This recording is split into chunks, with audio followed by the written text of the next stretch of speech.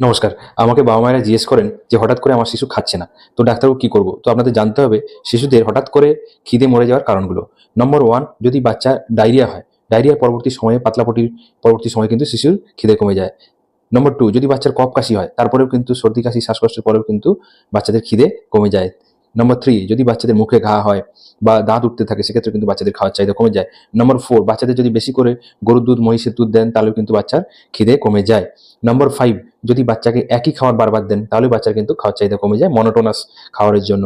নম্বর 6, যদি বাচ্চার খাবারে আয়রনের ঘাটতি থাকে, আয়রনের ঘাটতি থাকার জন্য কিন্তু বাচ্চার খাওয়ার চাহিদা কমে যায়। নম্বর 7, আপনারা যদি বাচ্চাকে বাইরে জাঙ্ক ফুড দেন, চকলেট, চিপস, কুরকুরে এইসব দেন, তাহলে কিন্তু বাচ্চাদের খাওয়ার চাহিদা কমে যায়।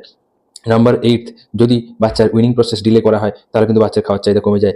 নম্বর 9, যদি বাচ্চাদের আপনি খাওয়া নিয়ে খুব জোর করেন এবং খাওয়াটা যদি তাদের কাছে একটা ফোবিয়ার হয়ে দাঁড়ায়, তাহলে কিন্তু বাচ্চা খেতে চায় না। নাম্বার 10, ধরুন বাচ্চার কোনো ক্রনিক ডিজিজ রয়েছে এবং কৃমি হয়েছে, যদি ওয়ার্ম ইনফেস্টেশন হয়, সেক্ষেত্রেও কিন্তু বাচ্চাদের খিদে কমে যায়। ভিডিওটি ভালো লাগলে শেয়ার করবেন, চ্যানেলটিকে সাবস্ক্রাইব করবেন যারা এই চ্যানেলে আজকে প্রথম এসেছেন। ভালো থাকুন, সুস্থ থাকুন। Thank you.